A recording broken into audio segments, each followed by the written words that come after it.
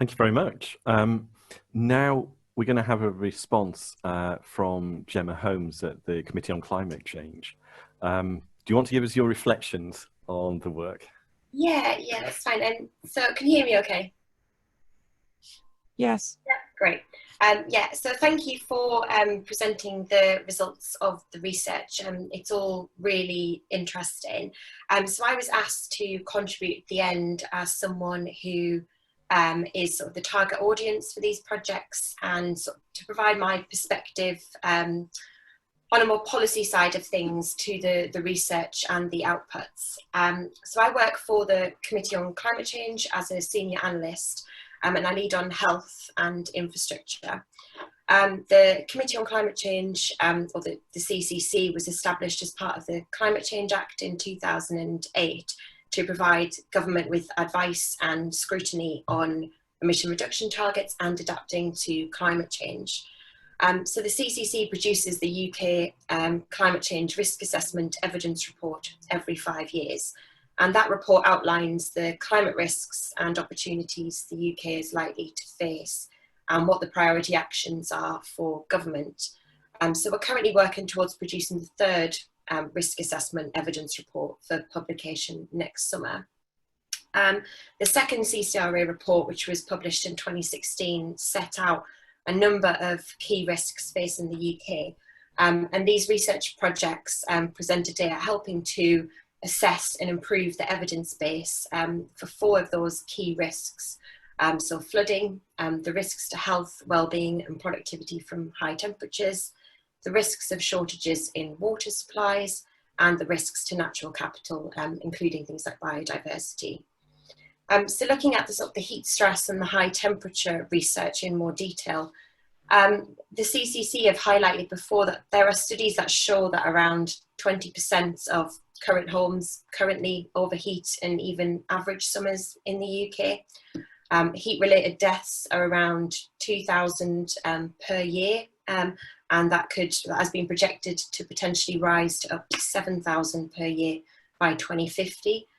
Plus with increased heat-related morbidity and impacts on things like productivity. Based on the UK CP18 projections, temperatures like those seen during the heat waves in 2018 could be up to 50% more likely to occur during the summer by 2050. And we also know that heat stress and heat impacts are disproportionately higher for vulnerable groups of people in particular. So that really is one of our key climate risks to the UK. At present, there are no building regulations or standards to ensure that the risks of heat are accounted for in buildings designs. There's also a declining urban green space, which is something that can help mitigate heat in towns and cities.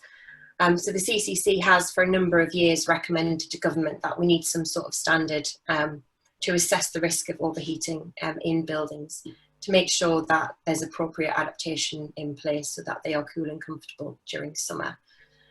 So we do really appreciate the work that is being done as part of these research projects on assessing how well the UK projections model high temperatures and heat stress, understanding what metrics are useful and which thresholds are important, and having those assessments on a spatial scale as well is really useful. It's important for us to make sure that the models and the data that will be used within the Open CLIM project are robust and fit with the current OBS. The projections are one of the key pieces of evidence that feed into the UK climate change risk assessment evidence reports.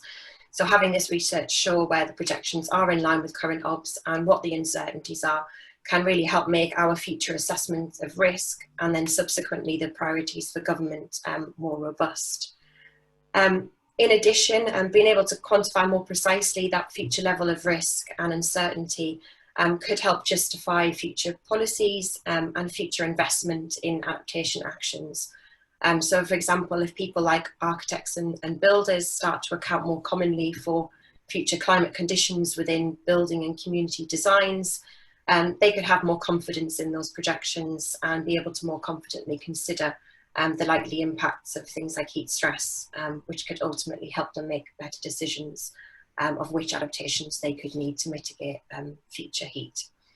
The output from the work on drought and biodiversity should be able to help direct where policy actions are really needed.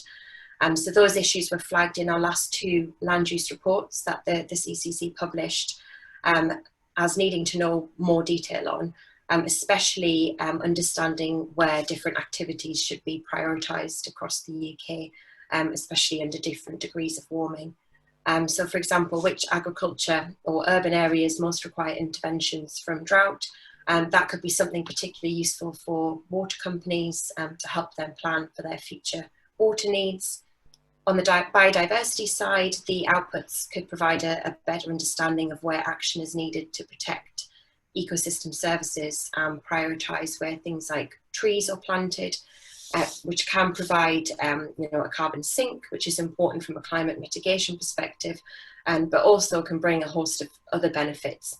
And that would be something that would be highly relevant to DEFRA and other government departments. So to conclude, the projects will help provide a really good stepping stone towards the future work that will then feed into the fourth climate change risk assessment and beyond. And ultimately the outputs will therefore hopefully help lead towards some of those policy changes and resilience planning. So within the CCC, we're continuing to engage with the Open Claim project and are very much looking forward to the ongoing work that will be happening. So thank you very much.